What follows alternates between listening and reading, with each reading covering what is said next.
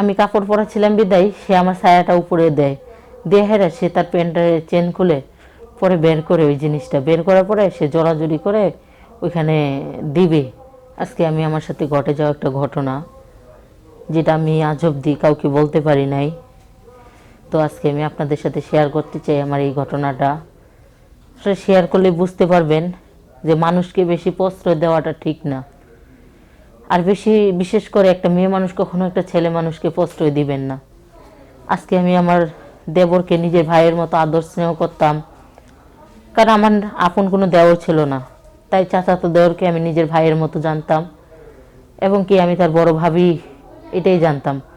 কিন্তু ওর যে আলাদা একটা লোভ আমার প্রতি ছিল সেটা আমার জানা ছিল না। তো আমার স্বামী বাসায় ছিল না, সে একা রুমে আমার সাথে কি করলো সে গল্পটাই তুলে ধরবো আপনাদের মাঝে। তবে সে একা রুমে পেয়ে আমাকে আমার সাথে শারীরিক মেলামেশা করতে যায়, কিন্তু সেখানে জোরাজোরির অবস্থায় কিছুতেই তার জিনিসটা আমার মাঝে যাচ্ছিল না দেখে সে কেরোসিন তেল দিয়ে তারপরে আমার কাছে আসে। আসলে আমাদের বাড়িতে কোনো কারেন্ট ছিল না, আমরা কুপা ব্যবহার করতাম, সেই কুপার থেকে তেল বের করে তারপরে সে আমার সাথে মেলামেশা করে। তো এই ঘটনাটা আমি বলবো সবাইকেই, সব যে আমার পুরো গল্পটা আপনারা শুনে যাবেন, কারণ দেবর হয়ে কিভাবে বড় ভাবির সাথে এগুলো করতে পারে আর কিভাবে করলো, আর এই প্রশ্রয়টা কিভাবে সে পেল। আমি যখন বাড়িতে থাকতাম আমার দেবর সব সময় আমার ফরমাইশ শুনতো। যদি বলতাম যে এটা লাগবে ও নিয়ে আসতো, যদি বলতাম এটা আমার খাইতে ইচ্ছে করছে ও মাঝে মাঝে নিয়ে আসতো। তা আমি সব সময় ওকে আমার ভাইয়ের মতোই দেখতাম, কারণ আমার তো কোনো ভাই নেই, আমরা 3 বোন, আমার কোনো ভাই নেই।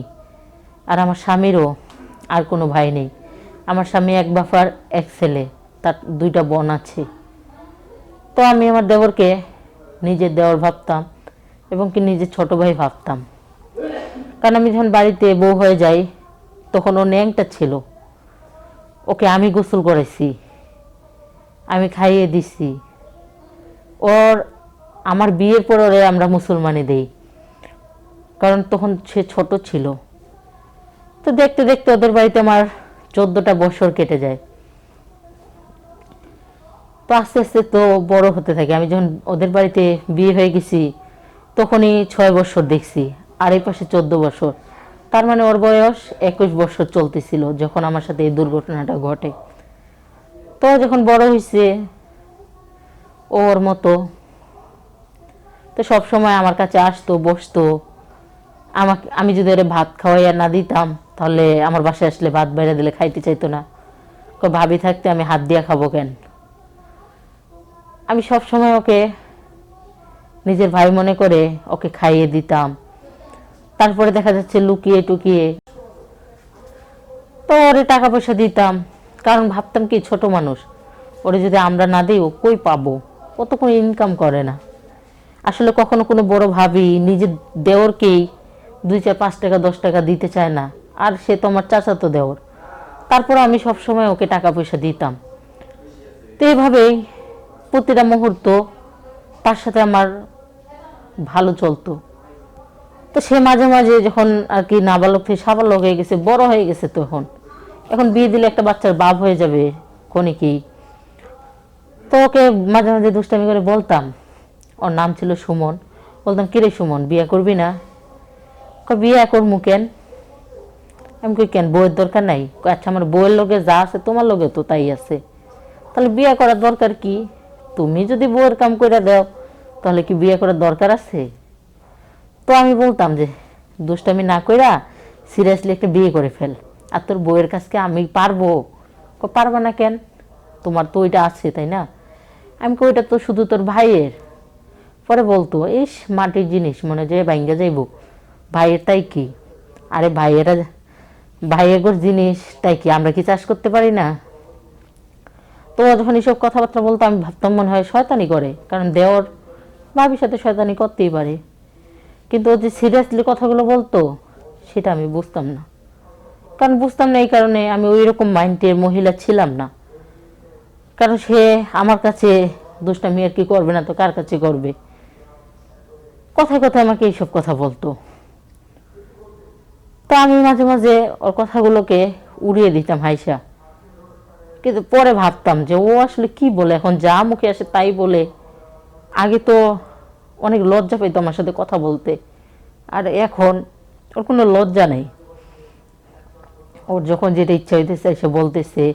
মাঝে মাঝে ও আমার ইমুতে আজে বাজে পিক পাঠায়, উলঙ্গ ছবির, তারপরে কিছু বাজে বাজে ভিডিও পাঠায়। মানে ওর চাল চলনগুলো ইদানিং অন্যরকম।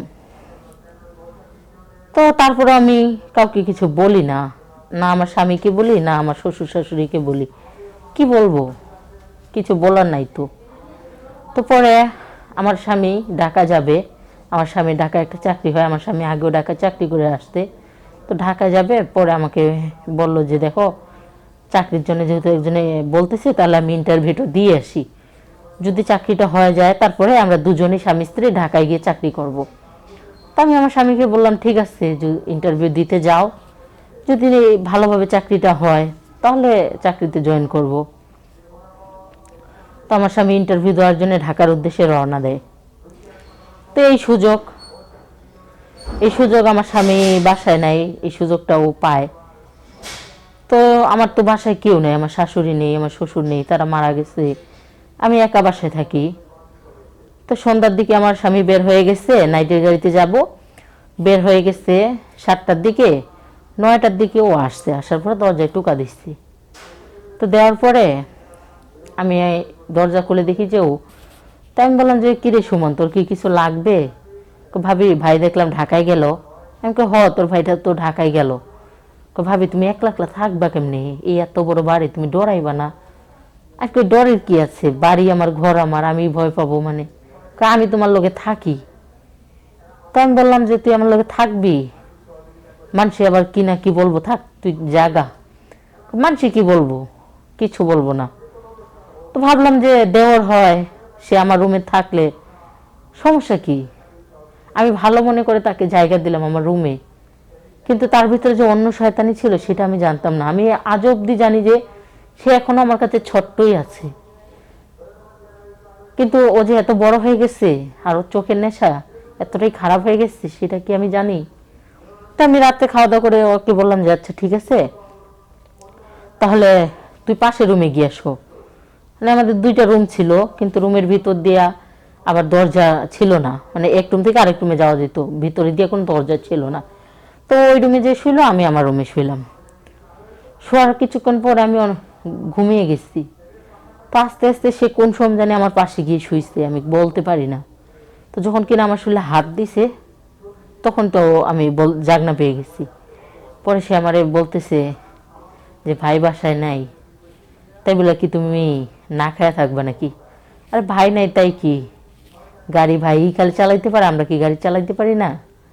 পরে আমি বলতেছি তুই এসব কি বলতেছিস সুমন, আমি তো ভাবি হই। ভাবির কাছেই তো অনেক দাবি থাকে, আর ভাবিরাই তো দেওয়ারের দাবি পূরণ করে।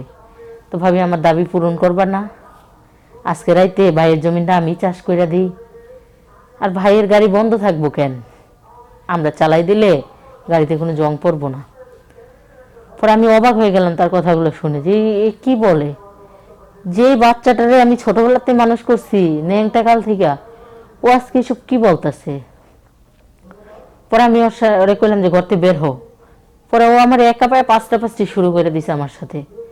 তো এক পর্যায়ে জোর করে কিন্তু একটা মেয়ের সাথে শারীরিক মেলামেশা হয় না, মনের মিলন একটা, আর জোর করে মেলামেশা আরেকটা। তো সে, আমি তো কাপড় পরাচ্ছিলাম বিদায় সে আমার ছায়াটা উপরে দেয়, দিয়ে হেরে সে তার প্যান্টের চেন খুলে পরে বের করে, ওই জিনিসটা বের করার পরে সে জড়াজড়ি করে ওইখানে দিবে, কিন্তু কিছুতেই তো যাচ্ছে না। জড়াজড়িতে আমি যতই বিবাহিত মেয়ে হই না কেন, জড়াজড়িতে কিন্তু মেয়েরা ব্যথা পায়। তো ও তো জোরাজোরি করতেছে। পরে ঘরে কুপা ছিল, কারণ আমাদের বাসায় কোনো কারেন্টের লাইন ছিল না, কারেন্ট নামাই নেই আমরা, কারণ আমাদের চিন্তা ভাবনা ছিল আমরা ঢাকায় গিয়ে চাকরি করে পরে একবারে বাড়িঘর করে তারপরে কারেন্ট নামাবো। তো পরে সে কুপাটা খুলে কেরাসিন তেল বের করে তারপরে কেরাসিন তেল দিয়ে ওর ওই জিনিসটারে একদম চুপচুপা করে ভিজাইয়া তারপর ও আমার সাথে শারীরিক সম্পর্ক করে। তো আমি অনেক তার সাথে জড়াজড়ি করেও আমি আমার ইজ্জতটারে বাঁচাইতে পারিনি। কারণ আমি যদি ওই সময় চিল্লান দিই, মানুষে আমারই খারাপ ভাববো, বলবো যে স্বামী নাই, আমি অন্য পুরুষ বাসায় নিয়ে আসছি। তাই আমি মান সম্মানের দিকে তাকাই, আমি চিৎকার করতে পারিনি। তো ও যখন ওর কাজ সেরে নিল, নেওয়ার পরে বলতেছে, ভাবি আচ্ছা এই যে আমি যে তোমার লগে জোর করেই না হয় তোমার কাছে গেছি, কিন্তু তোমার কি মাটির জিনিস যে ভেঙে গেছে? ভাই তো বুঝবারই পারবো না, কারণ ভাই তো গাড়ি চালাই আগেই লুজ করে দিচ্ছে, এখন তো বুঝতেই পারবো না যে আমি গাড়ি চালাইছি। পরে ও তখন কাজ সেরা ওর রুমে, মানে আমাদের পাশের রুমে যায় শোয়। শোয়ার পরে আমি আর সারা রাত ঘুম আসে না ভয়ে যে আবার যদি ও আসে। আমি সেদিন সারা রাত বাইরে ছিলাম। পরে যখন দেখতেছে ও, আমি বাইরে বসে রয়েছি, পরে ও চলে গেছে ওর বাসায়। এরপর থেকে আমি ওর চোখের সামনে যায় দাঁড়াই না, বা ও আমার বাসায় আসলে ওরে আমি দূর দূর করে তাড়াই দিই, কখনো আর প্রশ্রয় দিই না। কারণ প্রশ্রয় দিতে যাই আজকে আমি বুঝলাম যে কি হলো। আজকে ওরে আমি প্রশ্রয় দিছিলাম আমার ভাই হিসাবে, কিন্তু ও তো ভাইয়ের মর্যাদাটা দিতে পারেনি, রাখতে পারেনি। ও যেভাবে আমাকে রুমের ভিতরে একা পেয়ে এসব কিছু করতে পারলো, ও সামনে আরও কিছু করতে পারবে। তাই আপনাদেরকে বলবো যে কখনো কোনো মানুষকে এইভাবে আপনার প্রশ্রয় দিবেন না। কারণ ছেলে মানুষ প্রশ্রয় দিতে নাই, কারণ ছেলে মানুষের মেয়ে মানুষ দেখলে মাথা ঠিক থাকে না, সে যেই হোক না কেন। তো আমার কথাটা আশা করি আপনারা বুঝতে পারছেন, তাই আপনারা সতর্ক থাকবেন।